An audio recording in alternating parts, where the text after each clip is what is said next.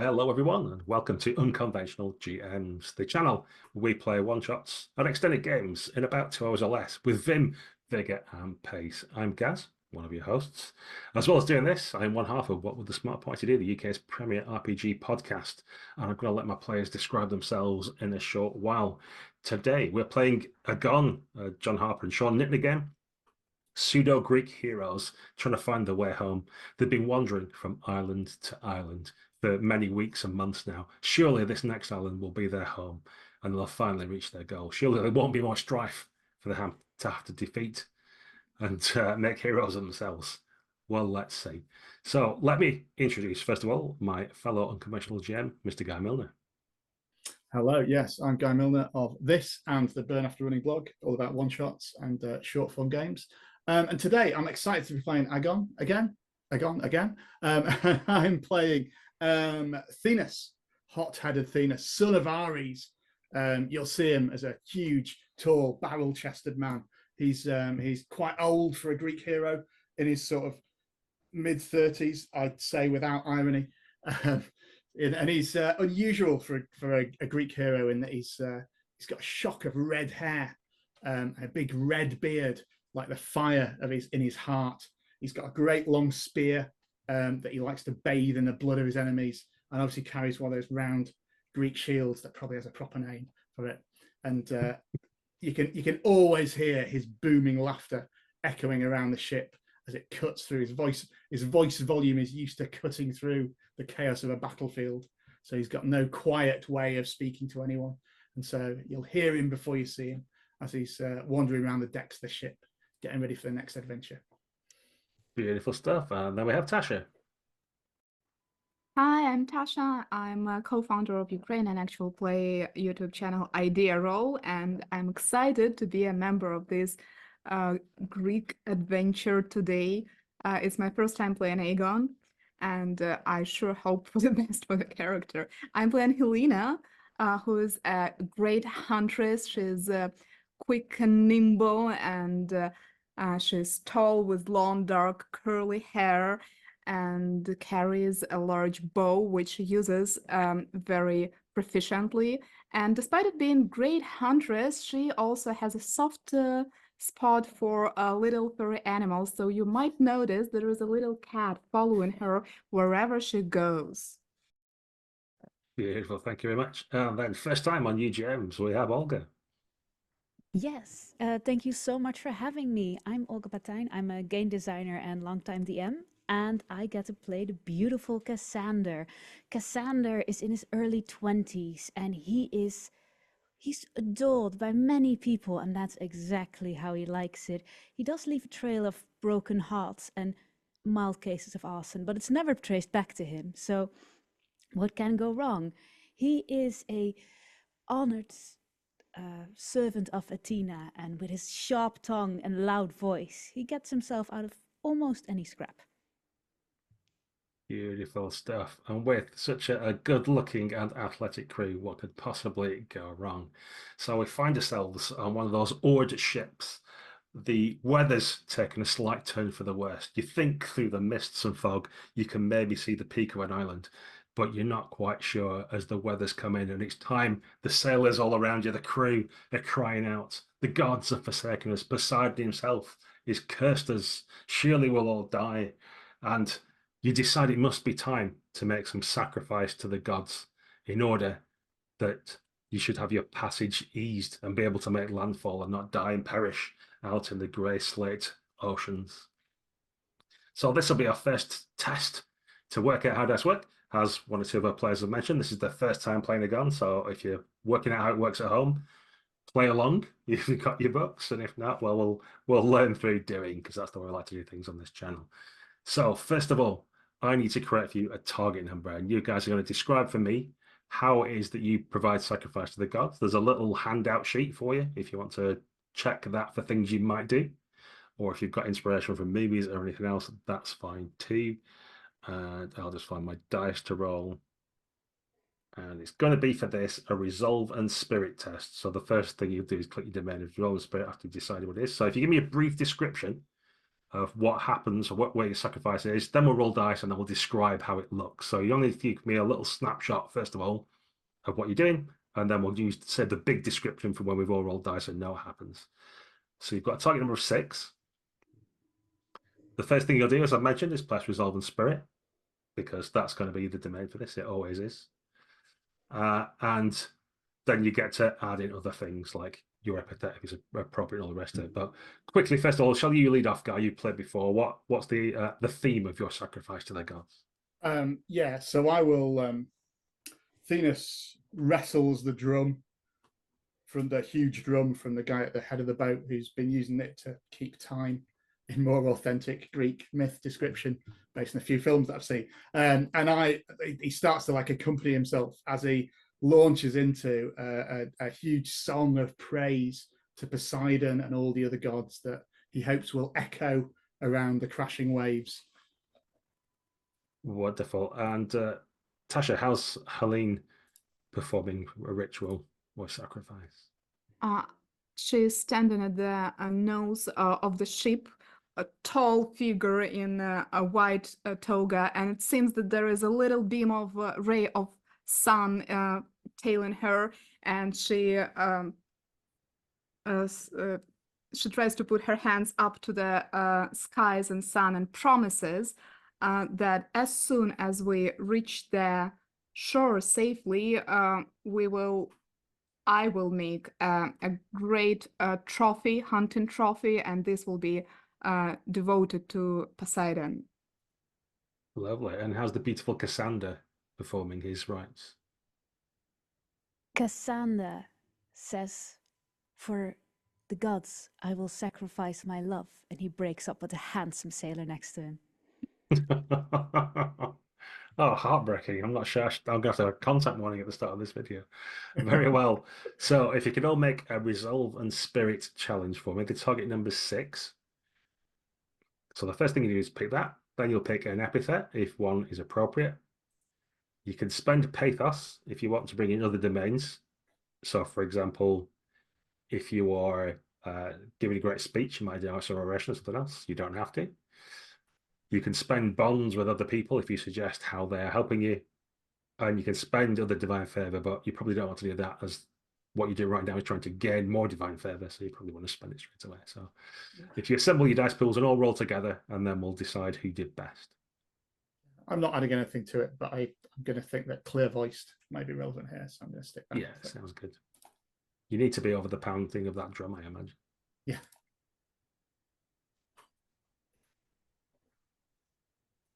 Okay, everyone's successful. So what we do now is add a little bit more description for how that actually looks, how the favor of the god smells, and you know one suffered. And we go in reverse order. So the first person to tell us what happens is going to be Cassander, and then it seems that both Thenas and Helene have got the same. So can you both roll your name die as well, which I think is D6 for both even, just to work out who does best. Not me. I suspect it's not going to be Thenas. Where do I find name die? Just have to roll a d6. I don't think you can roll it on the sheet. Okay. Yeah, so Helene's going best. Okay. So Cassander, if you can tell us how your favored or the god's favor lets itself be known, then we'll do Thenas, and then finally Helene. So Cassander, how does the god smile upon you?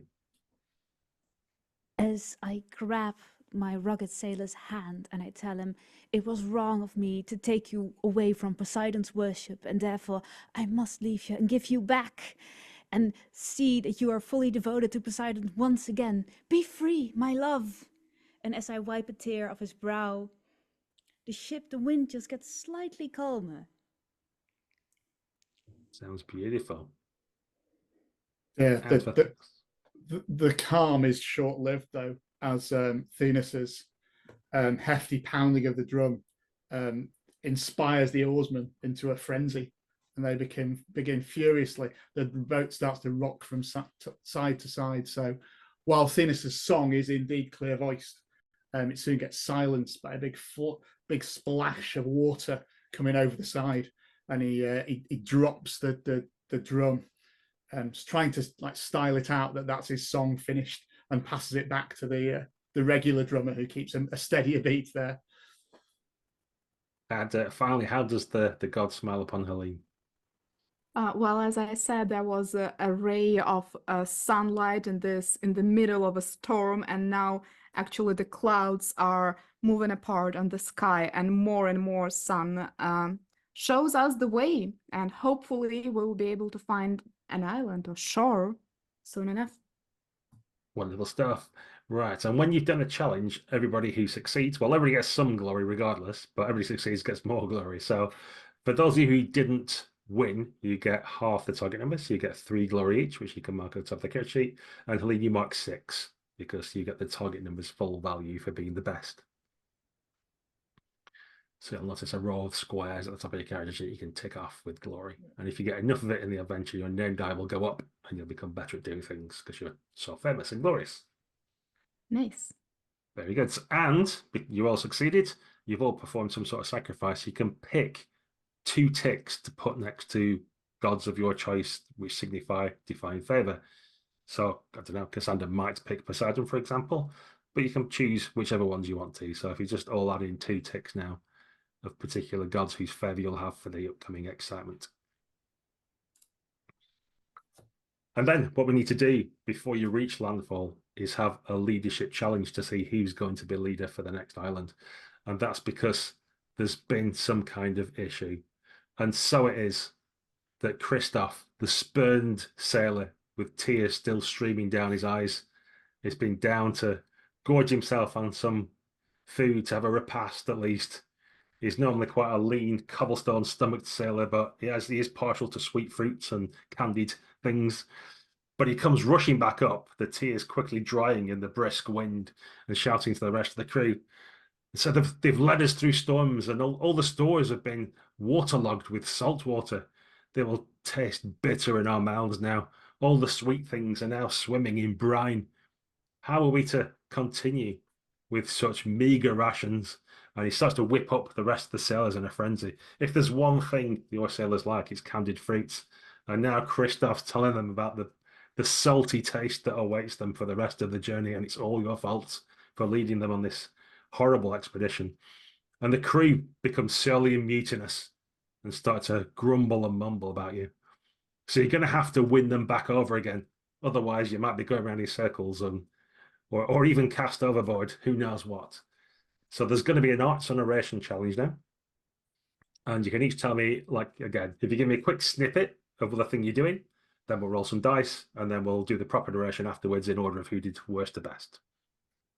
So what approach is everybody taking? Shall we go the same order? Let's start with Thenis. I shall attempt to assert my authority by ordering the more senior of the crew of that there. So they're only salty because of this man's pathetic tears. Throw him overboard. He shall be the sacrifice. But we'll see how that goes down. That might be a high risk strategy. When you roll something. Yeah.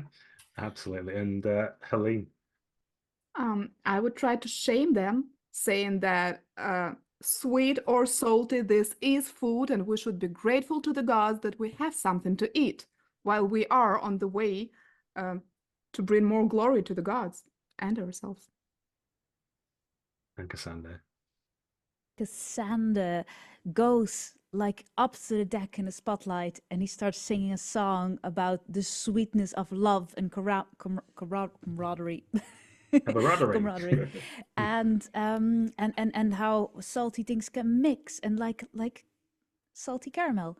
And sounds amazing.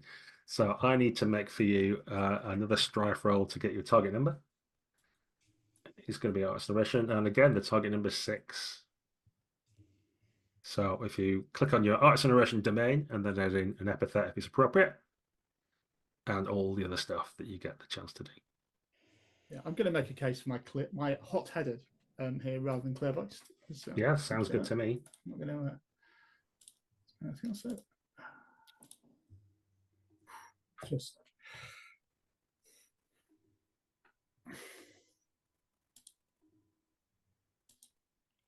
Lovely. We've all picked different numbers this time.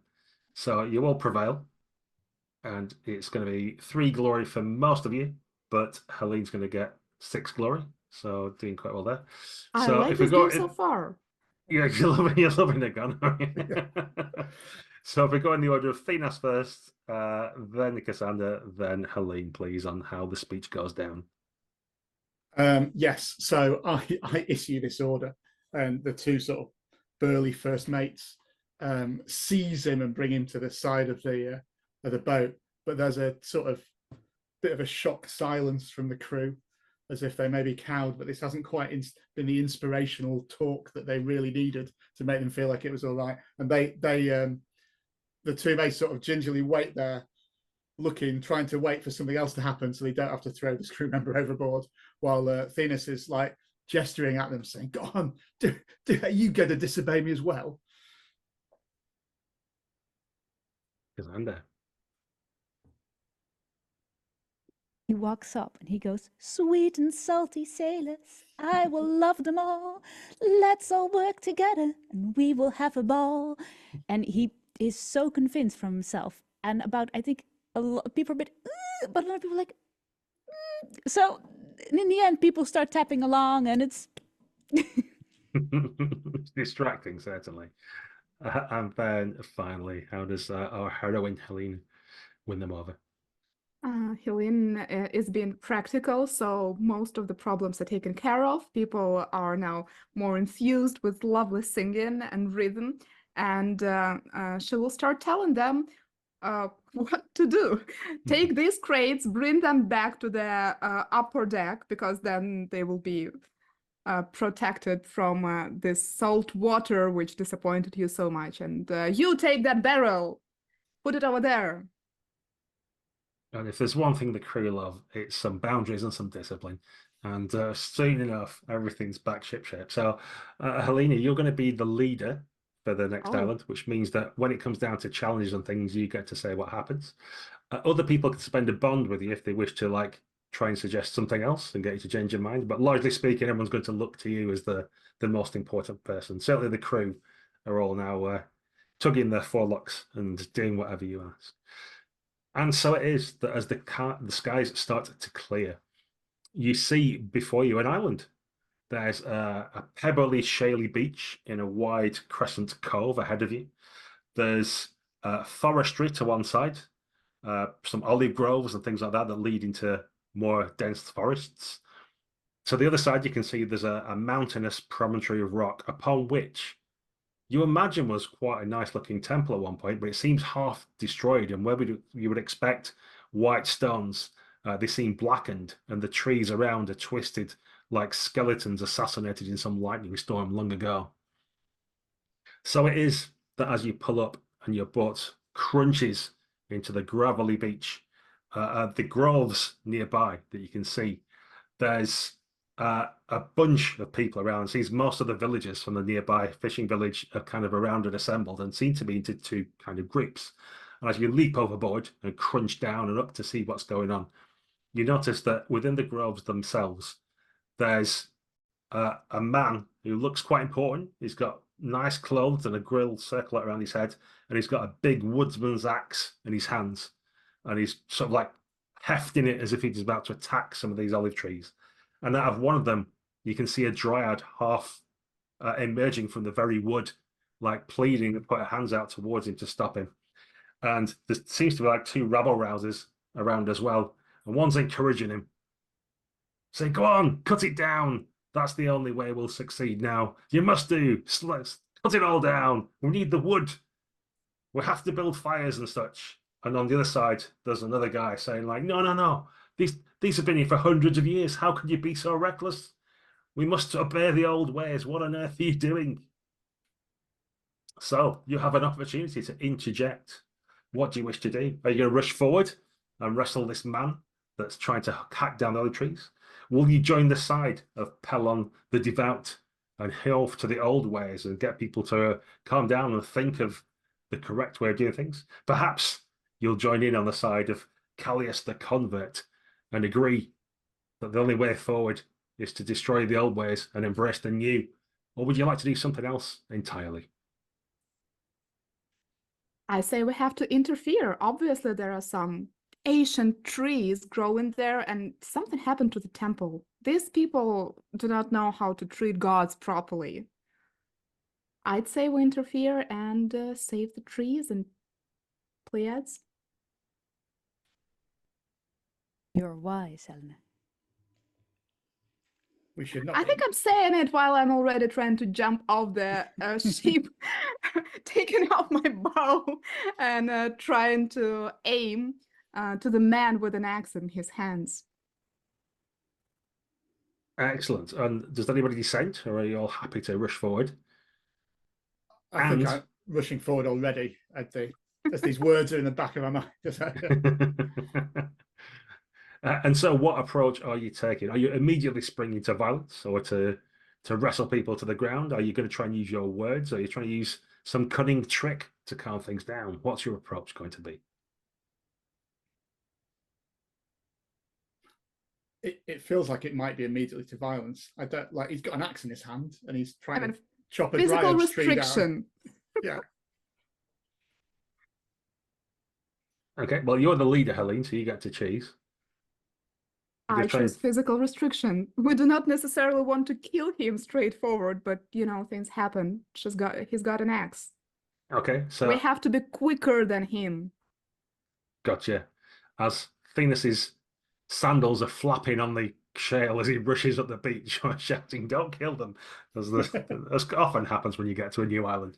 So this is going to be a blood and valor challenge. And I presume you're all going to take part in it. Yeah, I sure hope so. Yes, good. And I shall roll some difficulty for you. So the target number you need is 12. Whoa.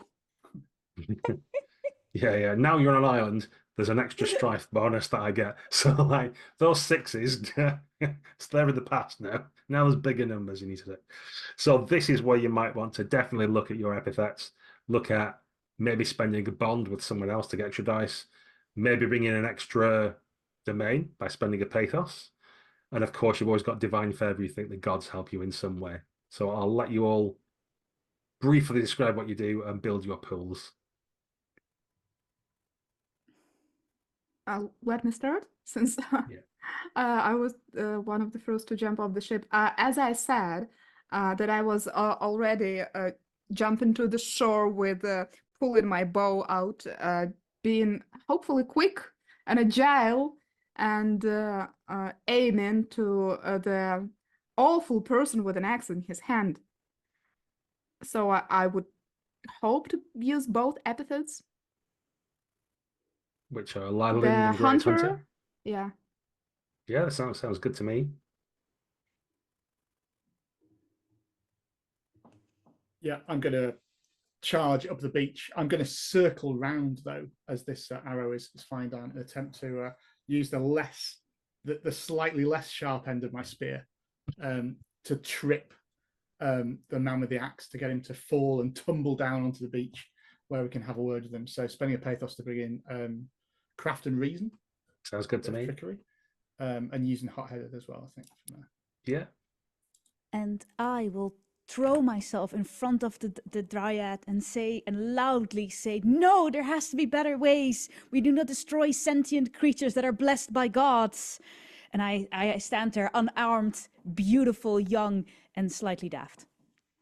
Also, I have a moving camera. I have very little control over this.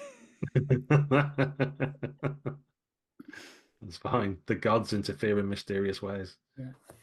While you're assembling your dice, I'll try and move your head around so that it looks like it's in the right spot on OBS. I think I can get it back up again. I just have to... Yeah, don't worry about it. Okay. Roll me some dice and we'll sort it all out later.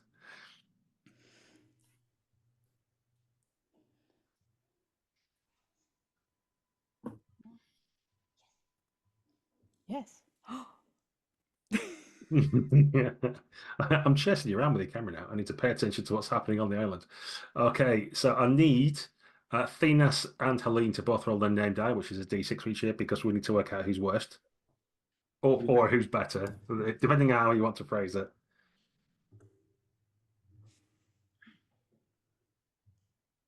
Okay, so oh sorry, it's yeah, Thenas and Helene, Oh, sorry. not you, Cassandra. You're right. You're going to prevail, so you're going to be the last one to speak. But okay, so Thenas, you describe what happens first, then Helene does, and then it's Cassandra who gets to give us all the glory at the end. So I think it's slightly out of order because I think Thenas is a little bit longer in the tooth than his other heroes, and 10 years ago he'd easily have bounded up this beach with his spear to tackle this. Even before the flight of Helena's arrow had got there, he'd have been up there, and the man would be down there.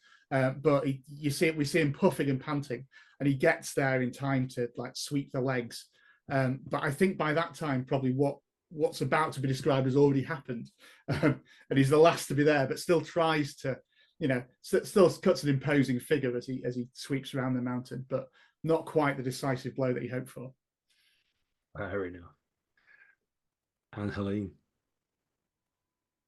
Well, my arrow flies quick and with great precision, but it adds more like an insult than an injury, piercing through the clothes of this man and pinning him to the ground, leaving just a small scratch on his arm.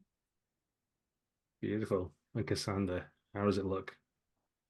And with being stopped by Helen's arrow, the man, like, almost, he stumbles forward and he hits the innocent Cassandra, who is there bare-chested on his knees, begging for reprieve and goodness in people. And indeed, the sympathy of the crowd is immediately with you. Oh, don't hit the beautiful man. What are you doing? He's only trying to help. Oh, that's He's uncalled crying. for. And there's all the heat goes out of the moment as people rush to see if Cassandra's okay. And as the Dryad retreats to a tree, and you can just see a little face in the bowl of the wood, a little glinting eye in the darkness, as people crowd around and go, "Oh, the prince has been wounded. Oh no!" And before you know it, there's probably a good like 50 people around you, all pushing and shoving, all giving their opinion on what should happen next, and who gets to speak and things like that. And you notice indeed that the guy that you've pinned to the ground and disarmed as the axe has been cast to one side is Hesperos, the prince of the island, as his name's whispered around. "Tell us, good Prince Hesperos, they're still all right." "Oh, he's a drunkard now. He's done worse to himself." "Oh, how dare you speak of him like that?" And almost immediately, the dividing lines start to happen again as the crowd starts to split into two. And Pelon the devout steps forward and claps a hand on Cassandra's shoulder and lifts you to your feet gently. So that was extremely brave of you. "Oh, that I had your youth and your will. All I can do now is pray for better, but with the temple shattered and our king a lost cause, what can I do? Thankfully, such brave heroes have come to our shores." And the bolding Callias on the other side is saying, Don't let these new people interfere. What are you doing? This must happen to bring fortune back to our lands after the ill favor that's corrupted it. Will you not listen to the priest? She has told us that we must do this, so it must be done. If not him, then I or someone else." And he kind of goes forward to try and grab hold of the woodsman's axe to have a go at the olive trees. What do you do? I mean, I kick the axe down to the beach once I've caught my breath from that. I'd say listen to the wise man who was risking his life to save the Dryad. We do not kill the ancient creatures sent here by the gods without trying to talk at first. And Cassandra looks at the innovationist, the newest, and says, "Are we not the newest thing here? Are we not the solution that you prayed for? How can we be sure that we are not? Are we not sent by the gods themselves? For our impeccable timing and the beauty and the valor of my comrades, I believe we will be here to solve your problem and to make everyone happy. Come." And Callias scrubs at his bald pate and says, "Well, you are the newest here, that's true. Perhaps we should take you to the priestess. But You need to cast away your view of those old gods. They're not welcome here anymore. Heresy! And What he what seems did quite you casual say? and he's blaspheming. What did you say? The pointy end gets. What is this about the old gods? There's a peal of thunder as dark clouds start to gather and brood over the island, hanging pregnant fat with oily rain. I thought Tinas was brave, but you, sir, are braver. Much dumber, but braver. Zenobia will protect me. She knows the ways. Come then. And the other side, the priestess doesn't have that. We need to speak to the king. Agathon will come to his senses soon. And there's a procession of you that head in the direction of the palace, which sits nestled between the mountain with the temple and the groves on the other side. And in this sweet valley with a river running between it, you can see the white-walled palace stand stark against the dark background. You would expect there to be beautiful fields full of stuff, but the plants and flowers seem to be withering a little. And although there's a stream, it looks sludgy and stagnant rather than bright and flowing. And the whole place seems to be abandoned by the gods, if anything. And you continue on merry procession until you get to the castle itself. And some guards eye you suspiciously. But the devout and the convert who are ahead of you say, no, we must see the king. No, we must see the priestess. And it's happy coincidence that the king is holding court. So you get to see both at the same time. Like, yes. So as you're taken forward through the colonnades and stuff, you see the king's trees to one side, fruit trees other side of this colonnade seem to be in reasonable condition, actually, compared to the sound outside, the view outside, rather. Large glossy apples sit on the branches and things like that. And as you enter into the receiving hall on his dais on the throne, you see Agathon, the king of the island, who looks to you to not be in particularly rude health. He looks old and grey and ashen. His eyes have big bags underneath, and his little eyes themselves seem to squint out like black dots from his white grey face. In stark contrast is a young woman in priestess's garb with some kind of, it looks a bit like a spear, but more like a staff with garlands tied around it to one side. And she's speaking to him in a sing-song voice and telling, no, don't worry, king. Everything, just follow my instructions and everything will come right. That's all you need to do. And there's several other people about listening and trying to give their own advice. And the king doesn't look like he's particularly listening. He just seems to be staring off into space as you're all into. Behold, new visitors, shouts Callias. Tell us, Zenobia, are these the promised ones who will deliver us?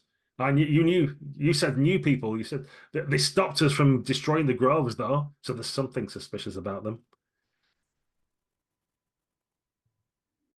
And all the heads in the room.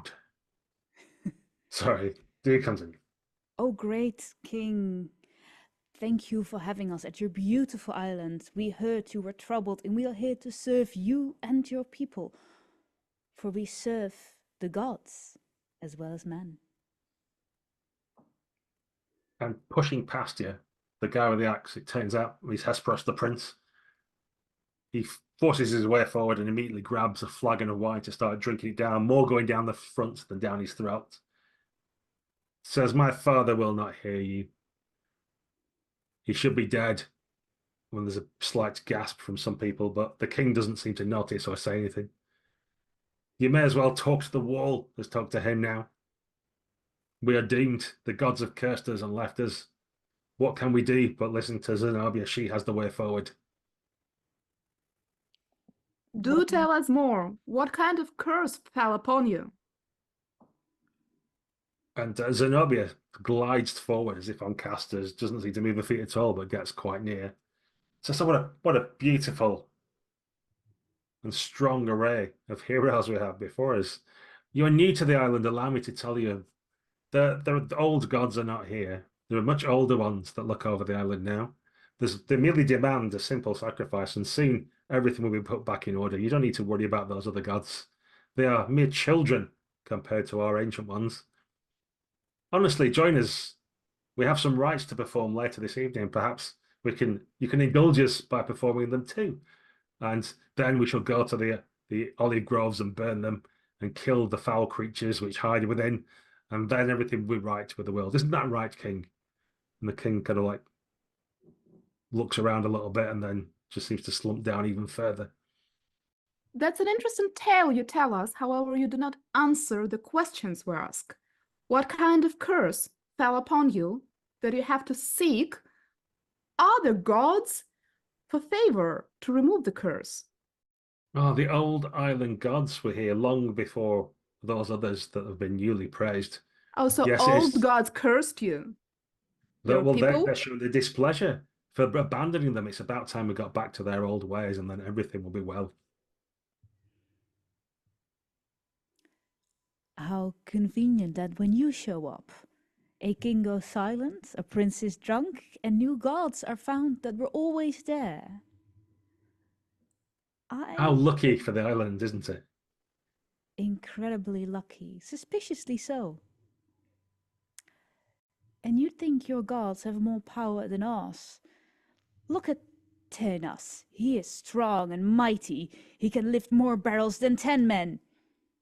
What do your gods bring? But my gods don't need to lift barrels. Why, when they're properly appeased, the river will flow with wine. There will be nectar. There will be anything you men desire. Everything will be there. Everything for all. And as you kind of look around, it seems like half the room's kind of like looking in wide-eyed anticipation at this cornucopia that's about to land on them, and the other half are looking worried and casting eyes upwards because there's another peal of thunder above the temple itself or the castle itself. And what of yon tumbled down temple left to rot? Is that to your new so-called gods? Oh, well, The it was true an gods. affront to the old gods. That's why it had to be burned. And they're happy. That's why things have improved. Haven't things improved? And as you might expect, half the room shouts, yes, yes, things have got better. And the other half shouts, no, it's only got worse since that happened. And there seems discord and disagreement amongst everybody assembled. No, there should be a sacrifice of people to. I'm sure if I flow some of your blood to Ares, we can bring a blessing to this island. That would surely work better than some appeasement to some gods no one's ever heard of. You seem to unite the crowd as they agree that blood must flow, but then there's instant disharmony as they disagree about whose blood it is that should be flowing in order to get things further forward. If you want to try and discern some hidden motives or other things, let's have a challenge to do that. I think it's going to be craft and reason to try and work out what might be afoot. And of course, if you've got an appropriate epithet or anything else, or there's something particular you're doing you want to narrate, which will then help you pick your dice, feel free to do so. And I'll roll a target number for you. Just 9 is your target number. It's craft and reason. Okay, I'm actually from my sacrifice, I gained some favor of Hecate, so I'm going to be mumbling as this is going. I'm going to be mumbling a little incantation that an old witch once taught me, and you maybe see the smoke come out and try and where it clears, I might get a clue as to what's going on if this works. And I'm bringing Resolving Spirit for that like magic thing. Yeah, sure.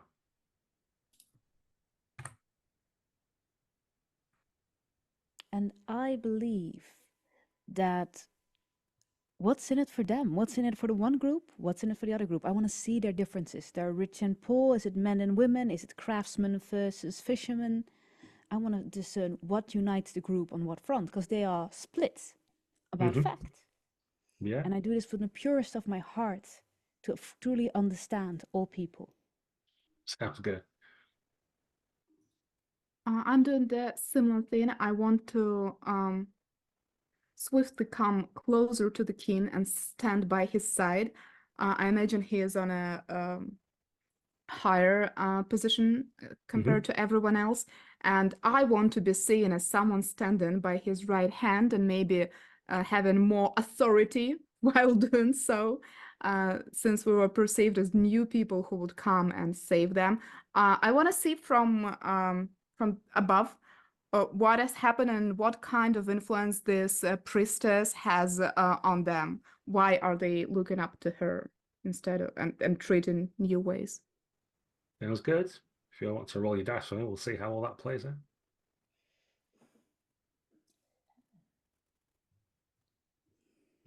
Oh, no one suffers. Well, maybe later.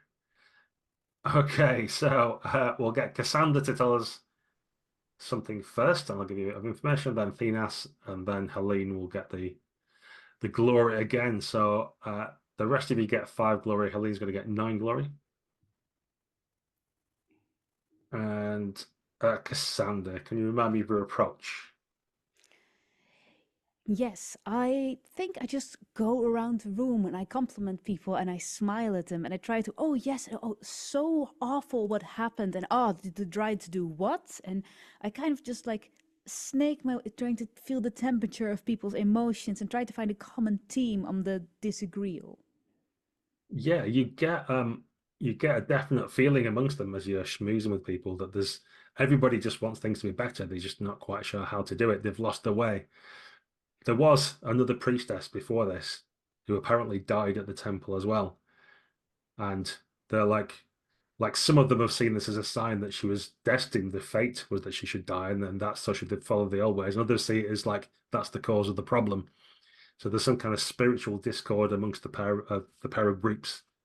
Although they're all eager to things to be better, they're just simple folk and don't know how to make it so. Whose temple was it? It was a temple to Athena. You should have picked a less vengeful goddess, my friends. My word. And then we have Thenas. Yeah, as the smoke roils around the great, it goes from sort of onlooker to onlooker, dividing them into their 2 groups. But again, it's all murky. As you say, they're all really on the same side, but with no sign before it snakes out of the room and maybe makes its way towards the temple or some other location where we might find out some more. Strife player. it does that, but also the screen, the camera of the movie goes into that color pop mode, and you can see most people are vibrant in this grey smoke, but Callias, the convert, Zenobia, the young priestess, and Agathon, the king, all stay grey, whereas everybody else has got a color about them, and you just get a lingering, almost spiteful glance from Hesperos, the prince, at his father as he glugs more wine, and the purple spills down his throat like blood, as colourful it is against the grey background before the smoke all recedes and heads back to the temple. And then finally we have Helene. Yeah, as I said, standing right side of the king, I'm still questioning the priestess and with her answers and with the reaction of the crowd, trying to understand what exactly happened, since they've been living here for generations and everything was fine, praying to the proper gods, but then something happened. What was it? And why they're not pleased? They have food, we've seen apples growing on the trees. Why they're not pleased? And as you're looking down at the king, you see inside his vestments there's a blackness, a purplish bruise almost around his neck, as if he'd been strangled or something, or swallowed some horrible poison. And he's got next to him a plate of these wonderful, glorious apples. And as his hand rests on an arm next to it, the one that he slightly brushes with his finger, you see start to decay and crumble and become old. And a maggot's head like pokes out and quickly turns to a fly and buzzes off. And you get a snatch of Zenobia as she looks around at you when she sees you close to the king and steps forward with her staff to kind of shoo you away. Her eyes I don't can shoo seem her away. her eyes don't seem quite like her own.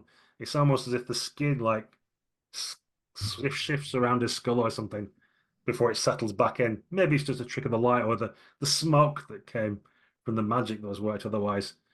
But she starts to prod and poke at him and say, the king's tired now. He must rest. Can you not see how he's ailed? Oh, I Uh, can see that something is afoot here. And all the attendants immediately rush forward and she goes, oh, the king's too tired. Oh, he nearly died the other day, didn't he? So it's best that we keep him safe. How And did it's he not just her die? now, like What happened? soldiers and others are starting to step forward. What do they do? Do they help him? Can he actually stand up and walk out? With some assistance, yeah. So a couple of burly soldiers come and heft him up, and he kind of shuffles and Hmm. mumbles a little bit and kind of looks back forlornly at the apples and kind of does a with his mouth. And there's a sort of like more dry, raspy sound than a soft clunky one. There are my leads. We must get you rest and get you a medicine. Come on, this way.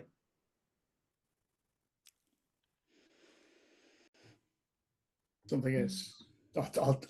I try and like say quietly to my fellow heroes, but Thenis's voice is obviously audible to everyone watching. Something very wrong is afoot here.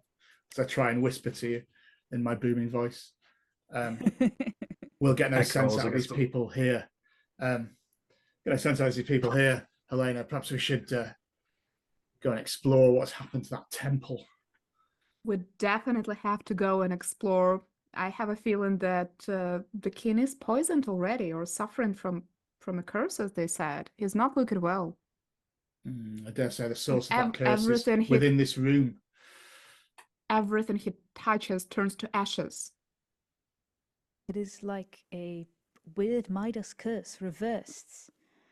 And I think actually the prince is right. The king may already be dead and just animated out of maggots and insects. I also wonder, that wine that looked so awful in the magic that you so brilliantly worked, Tennis, what happened? Is the food poisoned? Are the apples? I think if we can stop by the apple trees, I want to see what is wrong with them. Now I do, because I am a great hero, have the antivenom of Nimbus if we need it. Can give a little bit to the king. We can sneak it and see what happens. We might have to break into his room, but I usually find my way in and out of bedrooms already, so it should be fine. That's about right. I fear he might not be in the world of living fully by now. Do we know what happened to him? They said he almost died because I saw that there was some awful bruise on his neck, as if he was strangled, maybe? Let's grab a servant and hear him out. I'm sure if anyone can return him to life in the bedroom, Cassandra, it will be Cassandra, it will be you. With help of the gods themselves. So, are you going to try and interrogate some people around the palace? Are you heading to look at Yes, the please. apple orchards? Are you going to the temple? Okay. All those things. In what order? Interrogating people? Is that your first step? I would like to ask someone, but someone like really one of the servants, because I already have the feeling what the priestess is gonna tell us, or the prince. I want to hear from common people who live here what life here was like, what changed, and what happened to the king. Okay. So you want to Bare facts with no like evaluation from their side. We will evaluate. Yeah, okay. I'm assuming you want to do that, but there's always the chance of the interference of the palace guard, of the priestess, of the half the population that supports the new priest. Mhm. So it's probably going to be a craft and reason challenge to try and either distract people or surreptitiously pull folk aside or trick people into telling you things that they might not want to. So Well, I'll let you all decide in what manner you do that, and we'll have a craft and reason challenge to see if you can extract information safely and without causing any undue stress. as a group, right? Yeah, sure. I assume you all take part. Everybody wants glory, don't they? I shall take part, but I will support Helena instead of acting it. I think I shall, on the face of it, look to go talk to the palace guards, but really just, I'm not interested in getting information from them. I'm just trying to keep them busy. So I'll grab a couple of flagons of this wine from where I can find and go and sit within, do some like arm wrestling contests, do a bit of wrestling, maybe just keep them, but not with the intent of finding anything out, just to try and help. I have to specifically support someone, so I'll support Helena because she's the leader. So I think you'll get my craft and reason. Yeah, you pass on your domain die, and you get 1 glory for doing that, and 1 bond with Helena, which is a mighty d6. So you can have an extra d6 in your to your roll when you do it, Helena. So I try and keep the guards occupied. Okay. Then I will move swiftly across the room, trying to pick some servants. I'll make sure to try to talk to at least one person from both sides to see their perception and to see what are the common things they're talking about and what differs. And I do not want to spend too much time talking to the same person, so I'll be moving across the room a lot. Mm-hmm. And I will just try to distract the prince with a flagon of my own wine, brought from the ship. Wonderful stuff. Okay, so for the 2 of you who are taking part, that's craft and reason target number 6. This is terrible. We're gonna have words with Roll20. So tell me again, what do I add? When it gets to the like extra dice from bonds and stuff, just put in 1d6 from my thing, and you get the extra dice rolled in with it. And there you go. I spent on the prayer. I gave a point to Hera for cunning because I want to kind of weasel out what is up with that wine. Is it normal wine? Why is he so addicted? Will he accept my wine? Can I take his wine away and see what happens? Like, but how do I add that? Yeah, you add 1 for divine favor. So when the box says divine favor, just put literally a 1 in rather than dice. Yeah. Okay. So yes, Cassandra gets to tell us first, and you're going to get 3 glory. It's going to be 6 glory again for Helene, who's racking up glory like some kind of glory-hungry hero, which is exactly correct for this game. I bring Etruscan honey wine to the prince, and I say, I think we've gotten off on a wrong foot, and I know you are a man of great taste, and therefore I would like to offer you some Etruscan honey wine, and maybe you will tell me something about your local specialties. Tell me. And yeah, he seems more interested in just drinking at first, but then when he has some of your honeyed wine, his eyes brighten up, like he's a whole new taste. So, it's been such a long time since we've had to find things like this. Everything on this island is dead now. I thought she promised me so much, but I got nothing. I should be king now. And he sort of agitatedly moves his golden circlet around. Says, yes, were it not... Your father's very sick. He should be dead. He should be... Why should he be dead? And he slurs his word as he sucks down some more Etruscan wine. Says he should be dead because I killed him. Shh.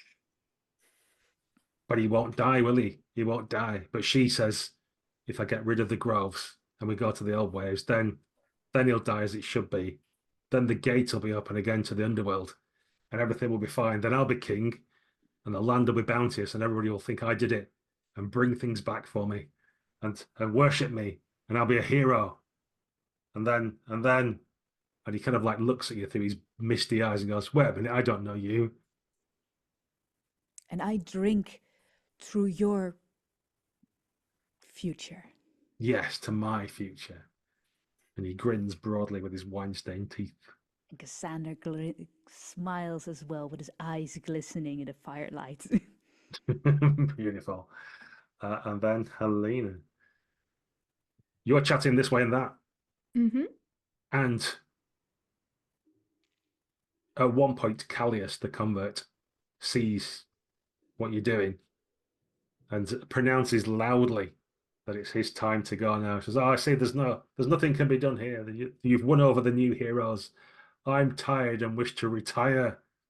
He says, being about as subtle as a brick, and then starts walking out towards the entrance as you happen to be heading out that way anyway, and brush Okay. against him. So you wish to know what is happening? The Yes, gates that's to the gates are closed. People cannot die. Look at him, and he eyes across the room at Pelon the Devout. Says, no wonder he's whipped them all up into a frenzy, saying things were better. I saw him fall. He's the shepherd, or was until recently, fell from the high mountains and cracked his neck. And yet here he is walking around and talking. His way must be blocked. How do we draw the dead? Everybody knows this. Any fool.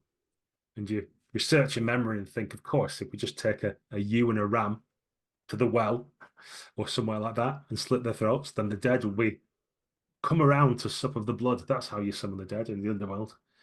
And as you relate this obvious trick to him, and surprise doesn't know, he says, but the king and the priestess have kept all the rams. Most of them have been eaten. They jealously guard the few that are left, so he can't go and summon. The old priestess would know what she'd do. If we could open the gate and speak to her, she could tell us what had happened or do something about it. Tell us the proper ways to restore the old gods, but the ways are closed to us. What should we do? what happened to the old priestess. She was at the temple. She went to the temple when she saw the fires, and then she didn't come out again and burned to death, they say, but we never found a body. We never Was it found her in those ashes. before or after the young priestess joined in? Oh, after the old priestess had disappeared, that's when the new priestess came. Her apprentice, she said, although none had seen her before, but she said she'd been kept separate because she was a young girl and couldn't be trusted, or the men couldn't be trusted around her. So it's best that she was kept safe. And the old priestess was a priestess of Athena? Oh yes, very wise she was. She'd know what to do right now. Oh, we miss her wisdom so sadly. When did the gate closed? When the deads started Oh, coming since back? we've defiled the temple to Athena, everything's gone wrong. That's when things have But strangely happened. why did you do that? Because the new priestess told you to? Well, the prince said it had to be done. The prince. Yes, yeah. Did he provide He any said explanation? he's received visions. Mm. Okay. It all makes sense now. The old priestess is dead, the temple is burned down, and somehow the gods are not happy about it. I I cannot know. see what was wrong. How can such calamity all happen at the same time? Mm-hmm. Indeed. And with that, he hangs his head dejectedly and goes, "Who knows what disaster may fall us next? They seem to come one after the other these days for no reason at all." We will do our best to help you. After all, the fortune of all Ireland is now on our shoulders. Yes. Yeah, that it does feel like a weight lifted. Thank you, thank you. And he sort of gets a bit more of a spring in his step as he walks away. Yeah, it's not my responsibility anymore. It's your responsibility. Yes, that's good. I think we gather together somewhere not far from the apple trees and share. Yeah. And sorry, go on. I think the question in Thenis's mind when you tell him this is whether we go to the temple first before we slaughter the witch who's brought this curse on this land. But he's prepared to wait and like open the gates to the underworld first before that happens. In his younger days, he'd have been straight out there with a spear, but he's yeah. I think we should find a way to talk to this old priestess first. Yeah, well, she may still be alive if the gates are shut, as everyone else seems to still be alive. It happened afterwards because the prince said to burn the temple. Afterwards, the priestess appeared. So I think it's good if we look at the temple. I have an in with Athena, I think. She likes me. I don't know why, she just does. But I think that maybe if I go there and I pray and I sacrifice and I give, well, I mean, the man murdered his father. I might just give her a whole island back. I think that's something she would like. Then maybe she will bestow someone a little bit of her infinite wisdom. That sounds very reasonable. And as you have this discussion in the apple orchards and look up at the broken temple that sits on the craggy mount above you, the winds change and the weather of having a break comes tumbling across the island as we go to intermission. So we'll pause there. For you at home, this will be quite a quick thing. We'll edit it down, but our players need libations and refreshments after this stunning revelation or set of revelations, and before they head up the mountain, such a long walk as it is. So we shall have a quick break now and see you very shortly.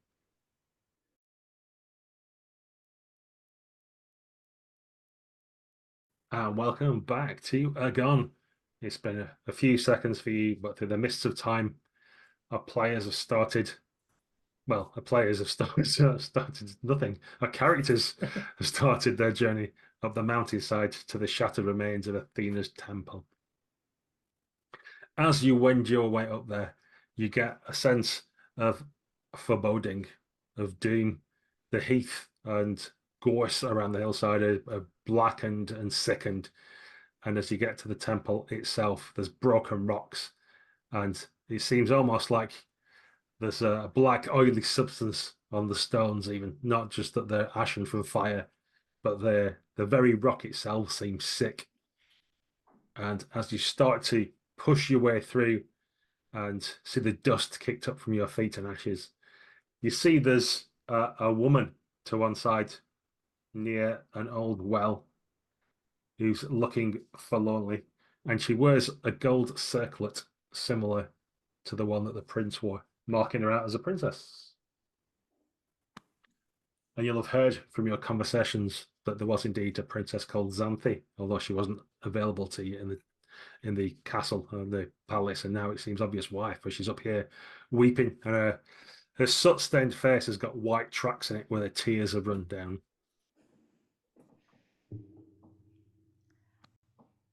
Is she beautiful? Oh, yes. Oh, God. Even with a besmirched face, she's stunning. Cassander whips out his white silken handkerchiefs and rushes up to her and says, "My lady, my princess, we see that you're in distress. Maybe let me assist you. Let me polish the beauty that's already there, but we soothe the aches in your heart." And he starts gently dapping her face. She doesn't resist much and looks at you slightly red-eyed. And perhaps curiously, she must be very, very upset because she doesn't seem like overly impressed with Cassandra's beauty, which is a feeling you get all the time. But she looks at you and says, what good beauty, what good happiness and good things. Look at the states, look at Athena's temple. When my love is cast down and kept from me, and I can't even join her. And as you now get a proper look, as you've brushed away around her face and neck, you see that there's a red line across her neck, and by her feet there's a blood-stained knife. How can I go to her? I can't. I'm stuck here forever, in limbo, in purgatory. Who did this to you, oh beautiful princess? I wish to join her. You did this to yourself. Scythia, my priestess, my love, my whole life. She was taken from me, and I can't join her. And she rushes forward and clutches at the edge of the well and peers into it. Says how I wish I could join her, but she was taken from me. We can help with that. And justice on top. I look at my brave colleagues. Yeah, we were. Now look here, princess. You need not fear, for that is just what we were trying to do. We're about to do that anyway. So have faith in our bold, heroic action. We'll restore your. Well, no, we will restore your love to you, or allow you to join her. You'll be in the same place anyway once We we want to be finish with this together island. forever. Yes, yeah, one We way or will another. restore Yeah. we will restore the temple for sure. Mm. And we'll make it so that the dead can pass the gates and be there in Ellen, the eyes. Yes. In one direction, like, at Well. least. Yes. Ellen, you are right. What more would your love want than her temple restored? Who It's what took she her would have away from wanted. you? Well, she was performing the rites. Which rights? The rites for the dead. And she was killed. And she just looks down into the well. Says no, there was some kind of exchange. She was pulled down. Someone else crawled up. Can I look into the well too? All you can see right now is an inky blackness. There doesn't seem to be any water in it, certainly, but there's a reddish brown scum around the inside of it, as if it's been filled with blood not too long ago. You previously said that there was like black liquid or something on the stones of the temple too. That's how it looked. So it's kind of this. It's not actually liquid when you go to the stones and look, but it's got that kind of a Yes. silky sheen to it. Can we assume that this well is the center that is spreading these black thingies? There seems to be some kind of corruption, like it's been the temple's been properly desecrated, and some other black foul god maybe is at work. We should restore the temple. That would be the. I should say. Yes. Luna. Agreed. This, horrific stuff out there. Then we'll clearly see what our next path is, and whose blood we should spill to resolve the island's woes. Well, this would need a lot of blood to clean all of this blackness. I'm sure we can find some from somewhere. Or we use anti-venom. We use the anti-venom of my most prized possession, and I will give it to Athena, for she is the most beautiful and the most wise. Let's go to the center of the temple, and from there try to call to Athena and suggest her our offerings, and maybe she will guide us on what she wants to restore, how we can restore the temple. Clean it, purge it, to honor her. For serenity and beauty and wisdom. And so you set about that task, it sounds like. Presumably taking part. This will be a challenge, you'll no doubt understand. So this sounds like it's going to be resolving spirit, because you're going to be calling upon the god to guide you on what to do. This is going to be a sacred task. So if you suffer, if you fail your roll, then you're going to have to lose one of your divine favor. And the target number for the task will be the meager 8.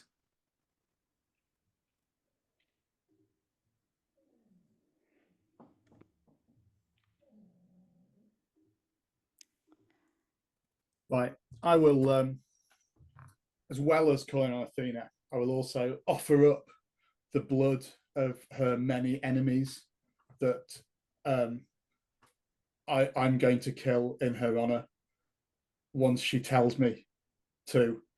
In a sort of in honor to bring justice back to the island, and I'm going to describe using hearts and narration their blood flow, their pure blood flowing to wash away this inky blackness and restore her temple to its former glory. And I'm also going to, I think bearing in mind that I was quite keen to just go and kill lots of people, I'm gonna spend my bond with Helena, because I'm going to follow her example of asking for guidance first before charging that. Yeah, when you spend a bone to get a d6 for them. Well, because it's the name die, basically. And everybody's got a d6 in name.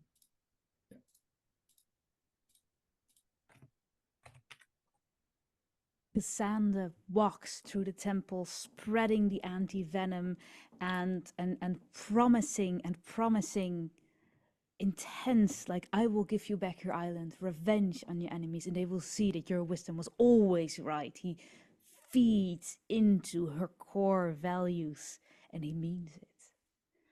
What do I get Wonderful. for spending my anti-venom? You can have an extra d10 for that. Awesome.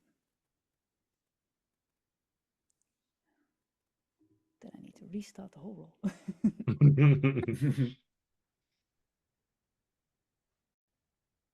Helena will go to the center of the temple and burn incense and leave the food offering, but this is only the food which comes from our ship, which was not yet touched by this evil treachery happening on the island.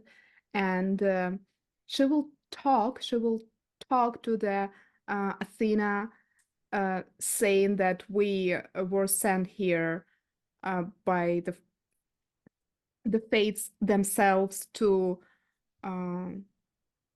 do the right by you, to make things proper again. But we are mere mortals and we need your guidance. So please let us be your champions who will bring the truth back to this temple and purge the island.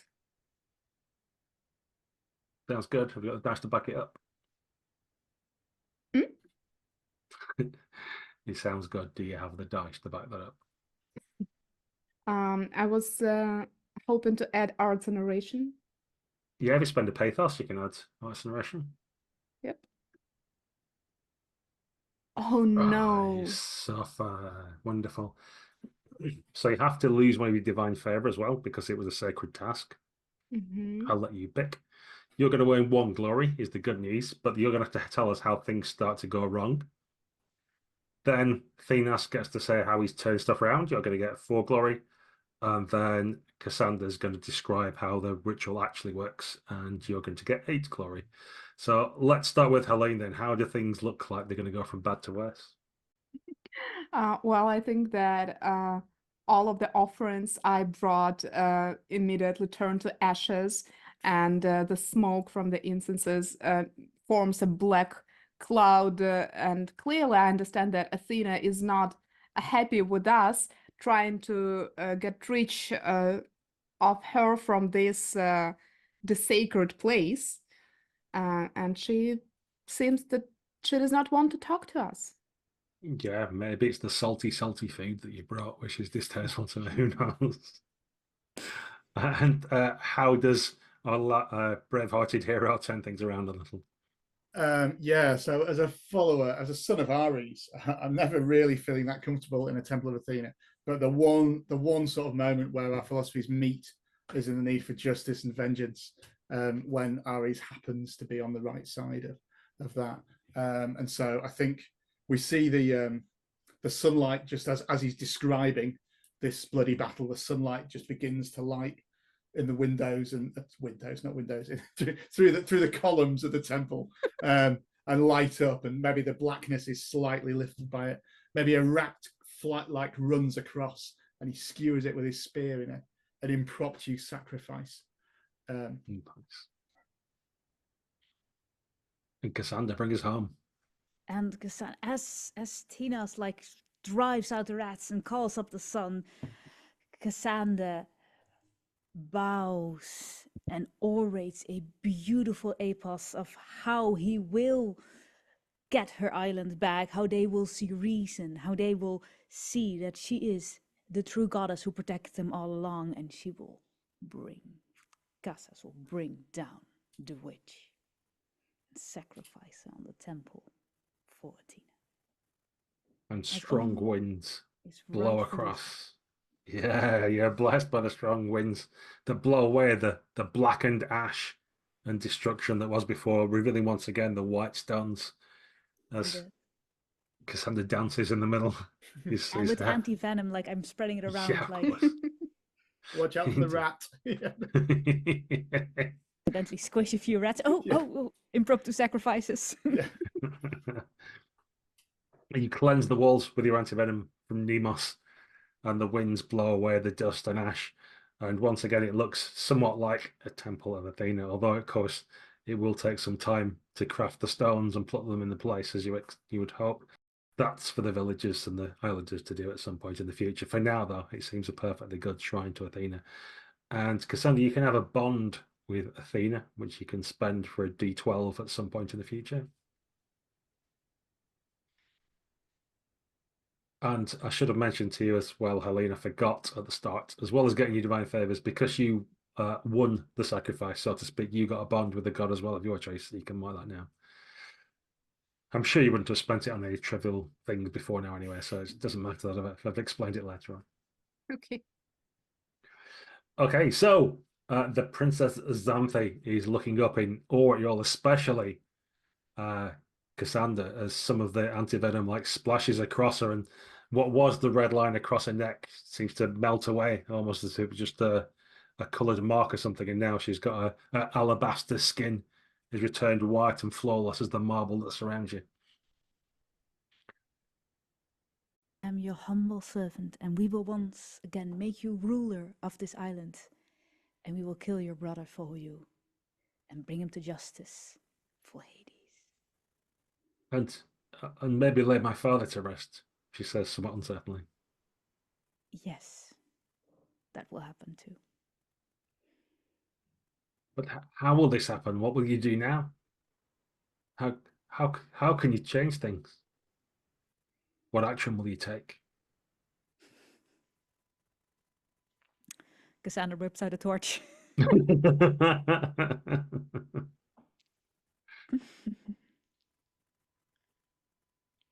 Yes, we must hold a vigil to Athena. I see now, Cassandra. This must be the way forward. We shall pray on it longer. Pray on it while burning our enemies. I think my brave comrades are so good with combat, they might have few ideas. I think we should open the gates again. That's what we need to do to restore right to it. That will restore the right order to the island. And when those gates are open, there's a few people we should throw back down into the underworld. Well, one particularly should be thrown down into the underworld. Yes, I agree. Because before that, even if we kill them, they will come back. Yeah. Let us open the gates first. I believe bold heroes as ourselves can multitask and open the gates and banish the witch at the same time. Maybe she can be the key to open these gates to the underworld if we twist her hard enough. If we open the gates and push her in while still alive. Yes. That's the just thing to do. That's what Athena would want. Yes, Sounds I about think right. that's justice. Very good. So your plan is to do all that. Is that what I'm hearing? In one fell swoop. Very good. Well, happily, AGON does provide us with a mechanism for doing something like that. So you're going to head back down, and the goal will be then to somehow capture Zenobia, use it to open the gates and to cast down anyone who should be down there, and presumably stop people who shouldn't be coming back up again and that kind of thing. We could get like a ram and you, right? Like to open the gate. We don't need her to open the gate. Yeah. Then we throw her down into the underworld, though. Exactly. Well, she We probably need to comes do to that. stop us when we get the ram and you. So Yeah, and they- probably Scythia will come back up when that happens, and balance will be restored. Athena's like that, I think. she's very just and very wise and beautiful. That's almost certainly what's going to happen. So what we're going to do is move to a battle. So I've shown my players a map for this, and this happens in 3 phases. So I'll explain all the rules a bit, then we can get back into the narration and talk about what actually happens, right? Because as always with the gun, we'll do a brief description of what we're doing, roll some dice, and then we can go crazy on the narration and tell people what happens. So, 3 phases. The first one's the clash, which is maneuvering, getting advantage, and looking to make the battleground favored for yourself. So that might be in that phase. You might describe, for example, that you're going and getting a ewe and a ram, or something like that, or stealing a ram from the king's private stock. Or it could be that you're enticing people out of the palace, or it could be luring people to a particular battleground, or it could be that you're getting information or recruiting people to your cause, something like that. So you all get a chance to do the clash, which is setting things up. Then you split into 2 groups. It's up to you how you do it. And there's seize and defend. So seize is picking the domain for the last action, for the finale. And it also determines if you're going to get what you want in terms of punishment for the villain. So seizing is important in one respect, but there's also going to be some threats. So some of you may wish to defend against the threats. If you don't defend against them, then they definitely happen. So you can choose to defend nothing, but then this bad consequences will just happen anyway. And then once we've got past that stage, there's finale. We'll make one last roll to see whether you save the island or whether you fail in ignominy and bad things happen to everybody anyway. Hope that makes some kind of sense to you. So what we'll do, I'll move that one talking over there because we've got 3 players. So we've got Cassandra, Helene, and Themis, and this is your chance to gain advantage.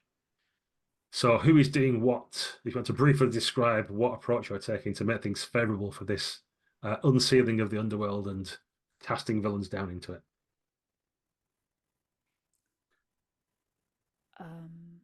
I think we need a ram, and I do not want to be as these pitiful villains who are robbing this land of what is just. We're not going to steal anything from them. Instead, I will go high to the mountains to find the only ram remaining here. And I'll hunt it down and bring it to the temple so that we can use its blood to open the gates to the underworld. Sounds brilliant. And something else I should have mentioned, which I will mention right now, is that for this phase you can pick whatever domain you want as well, so you don't all have to be the same one. So it sounds like it's going to be a blood and valor for Helene to hunt down a ram, but if other people want to take a different approach, use a different domain, you're perfectly happy to do that. You can do it. I start, Cassandra starts like dancing in the square, telling the tale of the temple restoring and the princess magically healing, and there's hope. It's a tale of intense hope for better mornings, juster worlds. And he's singing, and the temple's also looking shiny, and there's sunlight streaming down on that temple at the moment.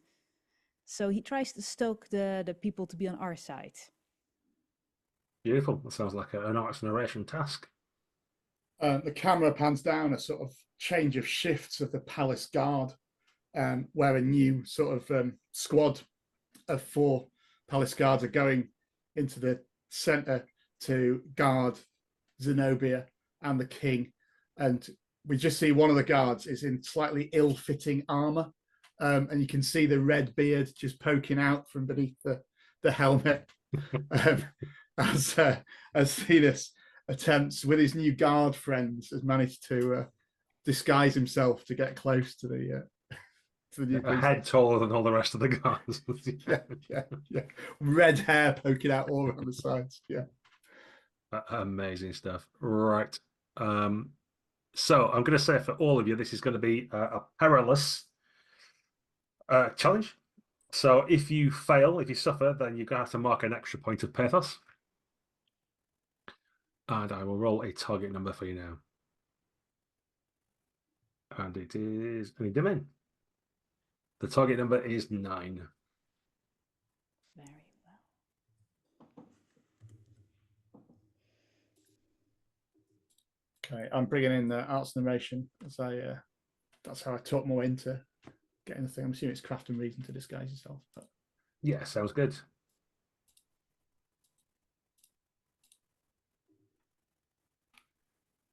Can I use a bond with Artemis to guide my hand while I'm hunting this ram?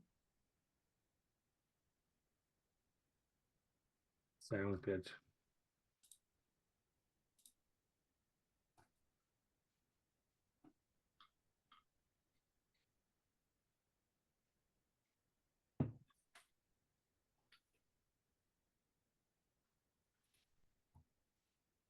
I'm just busy writing some threats while you're doing that.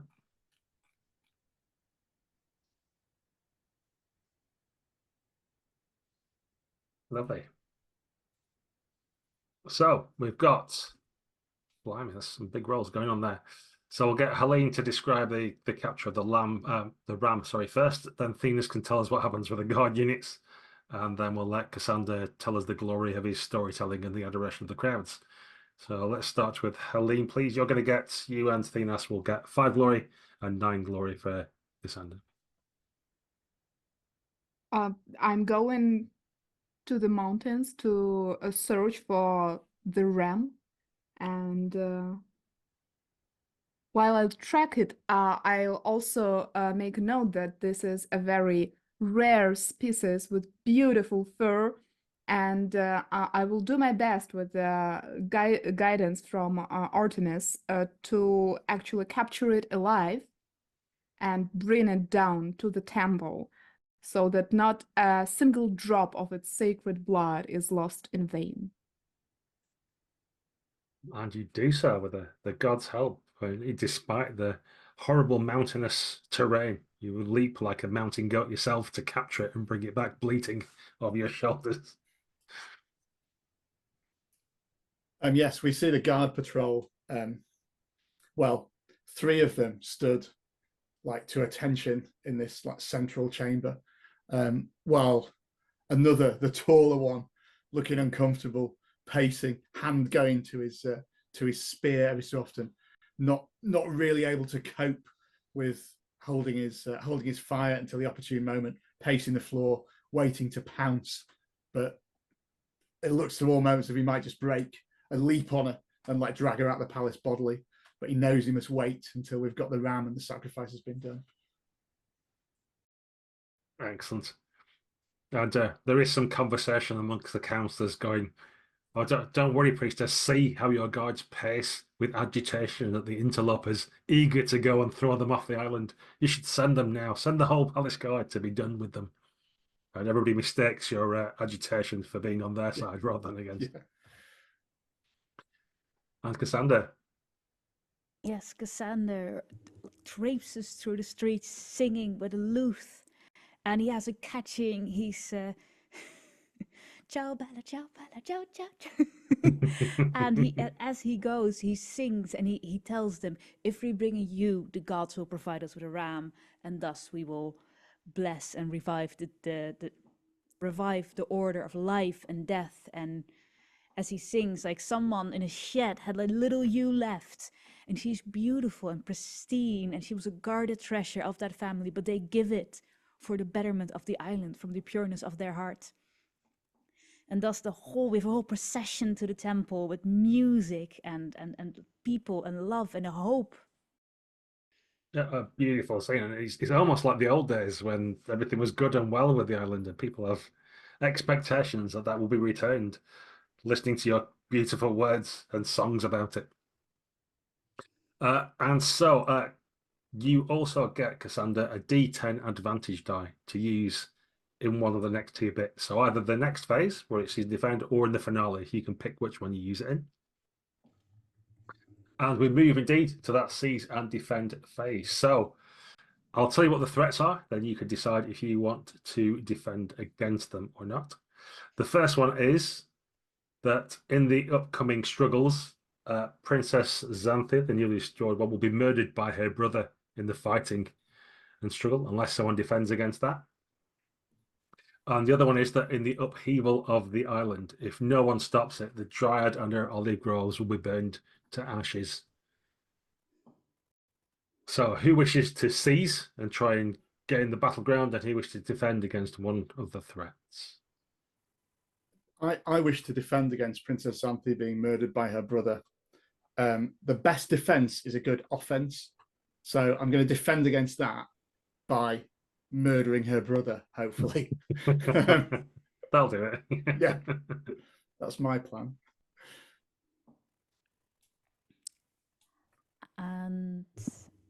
because we also need people to, because I can get my crowd to like form a bodily wall for the Dryads and say that these are creatures of the current gods, the only relevant gods, and they should be protected. And in turn, I ask the Dryads to join us in battle, to help them protect themselves and heal the land. Sounds beautiful. So Cassandra's defending the Dryad and Olive Groves. So, Helena, do Well, you want to try and seize the battleground? I would very much love to do so. I mean, if you want to double up on defending, don't let me stop you, but that does leave you open to strife later on. No, no. I'll be leading the attack. Sounds brilliant. Okay. So, let me move my layers around again. So Cassandra's down here, Helene's up there. And again, this one's an any domain. So based on how you've described what you're doing, you can pick what you think your domain is. You can add in all the usual stuff.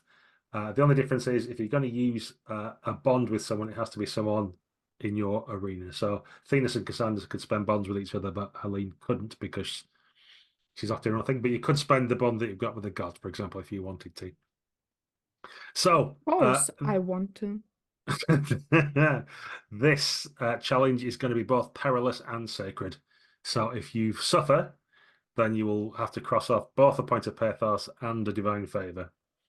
And I will roll strife, try and do better than I have been doing. It's any domain. And you're looking for a 12. Ooh. That's better. Do you want to do? Are we just? I think you've described what you're doing, so you might as well roll dice and then you can do your proper discussion after you've seen what the result is. Yeah. I'm spending my divine favor with Ares. As there's probably going to be a bit of a scrap in the palace. But some conflict. Yeah. I'm spending my divine favor with Athena. She's definitely on your team right now. I'm spending the last one with Artemis. I think we're doing quite well. Still the finale to come yet. And no favors to ask anymore. So far, yeah. Okay, then. So the order we'll describe things in is Helene first, then Thenas. You both get 6 glory. And then Cassandra, you're going to get the full 12 glory. So, Helene, how's your seizing of the battleground look? I'm standing on the staircase leading to the destroyed temple, and whoever is trying to say anything, I'm walking slowly down with my bow out, and my arrows are so quick that they find their targets. Those who do not wish to obey to the gods will then fall to the ground with their blood, bringing justice to this land. Indeed. Almost like Zeus's thunderbolts, your arrows fall amongst the assembled mob coming to try and stop you, falling one after the other. Okay, Thenas, how does your defense of Princess Xanthi go? Well, I think it begins with me charging and getting Zenobia and beginning to drag her up the hill to the temple. But he notices as the other guards fall about him, and he apologetically stabs them all with his spear. And like there's very artistic sort of sprays of blood as he does this. He notices the brother getting Xanthi with a knife to her throat where the cut was before, and he just spins around and throws his spear quite hot-headedly actually, as he's got a knife to her throat, but it flies fast enough to pierce him through the forehead and pin him to the ground, and he can rush up now with Zenobia there without his spear though now. Oh, very exciting, very exciting. And then Cassandra, how do you stop the destruction of the olives and the Dryads? Do you know that scene in Shrek where Snow White goes, ah? Well, with an angry mob of villagers and also forest creatures and dryads. They are clashing with the people with the torches. And the dryads are lashing out with roots, like wrapping their feet and slamming them down on the ground, and the people are there. And slowly, the people with the torches are starting to realize they might not be on the winning side, and it'd be a very good day to go home and pretend nothing happened and come back tomorrow. Indeed, they all do. So there's only the real zealots, the real fervent hardcore that are left now. Zenobia has been dragged to the temple where we can all congregate. You can see the poor prince is now pinned to the ground with a spear still shuddering above his head. And they've got the little you, the big, unique ram who wrestled up there as well. But there's still the bold, hated convert amongst them, who's now the prince has been dispatched. Is like the lightning rod for all of it. And Callias, who you probably realised from your magics before, is dead. And if you open the gates, will be sent back to the Underworld. He's now whipping up all the other people that you realise must also be dead as well. The ones that haven't gone home or been cowed must be that they must have nothing else to lose. So they're going to try and fight you tooth and claw as the priestess tries to summon her own dark magics. And I'm going to add in the wrath of her dark gods for this role as well. So, Cassandra, you did best, I think, in the last round. So you get a D10 advantage die. Oh, you got one anyway, didn't you? So you can use that whenever.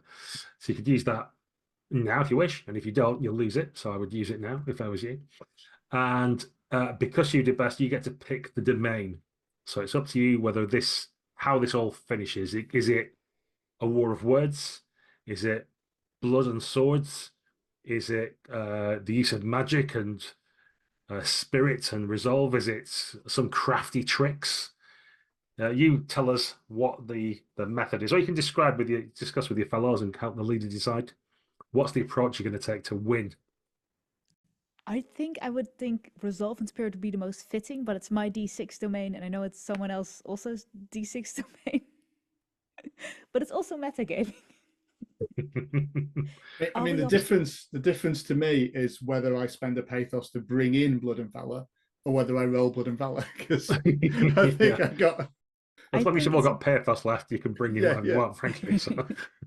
I think it's a good moment. I think this is a war of magic and gods, and he respects that playing field. He's not going to dance and sing his way out, and he knows that. So he is going to get down on his knees, get the bold sheep, pray with like the power of of his own. I mean, Athena is many things, but she's not nice. She is not kind. She is wise. She's infinite. And she is the domain of all. And he's going to channel that as the blood gushes down the steps where the undead are rushing us. With Resolve and Spirit. It sounds like we're Resolve and Spirit then, guys. And so I'll spend the pathos to add art and narration. That sounds good to me. I'll roll you another target number. Again, this is perilous and sacred. So you'll lose a divine favor and another pathos if you fail.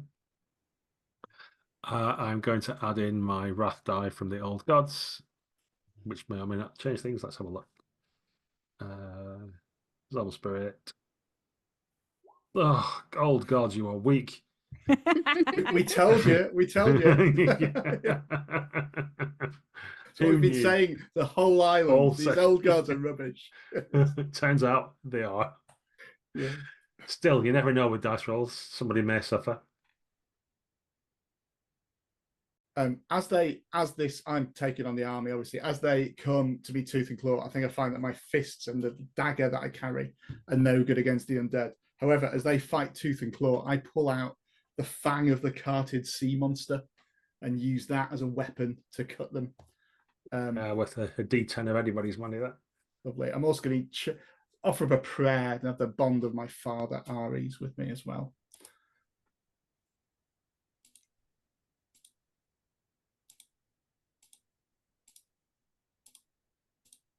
What's Helene doing? I'd love to spot the new priestess in the crowd of her followers who are now fallen down to the ground dead by my arrows, and I want to try and display her treachery. By pointing an arrow at her and saying, you are the one who brought it all upon this land, and this is you who should change it, who should put an end to it. Sounds And good. I will spend some pathos to add craft and reason, would it be? That sounded like you were making a speech. It sounds more arts and narration. Okay. You're happy with that? Or if you're not, that's what it sounded like.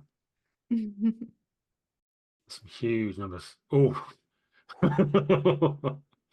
Okay. Aline close to suffering, but scraping through. We'll get 4 glory.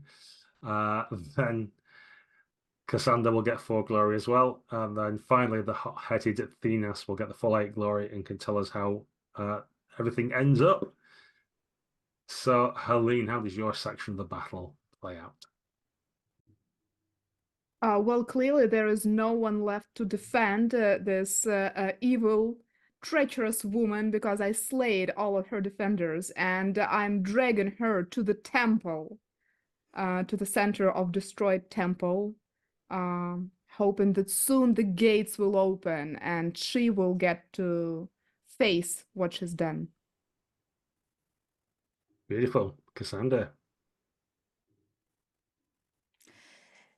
As the blood runs down the stairs, the ground splits in the wake of the blood, and vines creep out and start lashing the undead and dragging that, and they are screaming as they are being dragged out of houses, out of palaces, and back into the underworld for a very angry Hades and Demeter who wants her island back. Indeed, and with the spill in the blood, I imagine the gates are starting to open. Yes. And yeah, within the crowd of undead, we see the fang of the carted sea monster cut them into pieces. We're seeing limbs go flying and whipped up and taken down into the underworld there. Before, as there's a sort of crack, a thunderbolt of as Zeus is even getting involved in this as he notices what's happening. I managed to fight my way to the new priestess,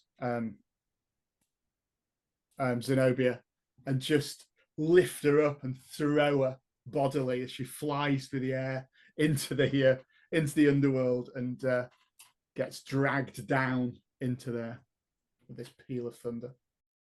And exactly as you imagined, as she falls into the well, the naked form of Scythia, the priestess of Athena, comes crawling out of the well the other way, with hands grasping at her legs. But she's returned, and as you cast down the other people who should be dead, finally you can close the gate to the underworld once more with the right people on the right side of it. And the princess, a little tearful that her father was one of the ones that disappears down the well. And, you know, her brother are too, but now she will be ruler of the island and gets to embrace her lover, Scythia, as she's returned to her. And there's a beautiful embrace, and doves fly in the background, and the sun shines down, and everything again is right in the world. And there is much rejoicing, for you've saved the island from its strife, and everything is restored. The sludge-filled river returns again to crystal clear waters. The Dryads can blossom and make fruitful all the trees and fruits and things, and you are all successful and praised and feasted by all for your good works. So I guess all that remains is for us to do a little epilogue, and we should do it in the order of glory. So how much glory has everybody got? My 41. So it's 41 for Thenas, 37. 37 for Helena. And how much does Cassandra have? I had a track and I marked them on the track, and the track was full, and then I didn't have room to mark it. Okay, so there's a box with 40 next to it you can press and then clear it and then start tracking up again. But I'm going to suggest that means that Cassandra had the most. Because you had at least 40. Yeah, I only just had 40. And then Yeah. halfway through clearing the track, thought this is a lot of work to do for a lunch actually. So you got to click on every little group of 5. It's like, what? Yeah. Excellent. So if you're still doing an epilogue, it can either be at the feast, it can be just after, it can be on the boat as it's sailing away, it can be whatever you want. But if you give us a flavor of how your hero celebrates their victory, we'll start with Helena, we'll go to Thenos, and then Cassandra can finish for us. Helena is once again in the mountains on the dawn, hunting, fulfilling the promise that she's given to Poseidon to guide us to this island. She promised him a marvelous trophy. So probably while hunting that ram, she also noticed that there is another creature hiding in the caves, sort of. Is it a snake? Is it a dragon? Is it some mysterious creature? She is bound to find out, to slay it, and to claim it a trophy for Poseidon. Well remembered. It saves me from narrating your deaths in the sea shortly after you finish this. So you do indeed go get your trophy. And what happens with Thenos, the hot-headed? We see Thenos. Thenos has found a small forge on the island, and someone who knows how to use it, and is relaying this story to the smith that if only he'd used the sharp end of his spear in the first, just as he got on the island, he would have saved an awful lot of bother, and Hesperos would have been dead immediately. Would have saved all that trekking around. It would have dealt with it immediately, and we just see him forging another point to be placed on the base of his spear again, so it's both pointy ends for next time. Very good, very good. And finally, the beautiful Cassandra. The beautiful Cassandra gets up in the morning. He kisses the princess. He kisses the lover next to it, the priestess. He says, "You have inspired me to great poetry and great art and wisdom." And he spends the whole day with the Dryads making beautiful poems about female love. Well, what an absolutely wonderful point to end this tale. And of course, your crew will be delighted that they're getting some fresh feed and don't have to eat the salty tack that they've been on for such a long time. So everybody's happy in the end, except perhaps poor, heartbroken Christopher. But there's nothing we can do about that.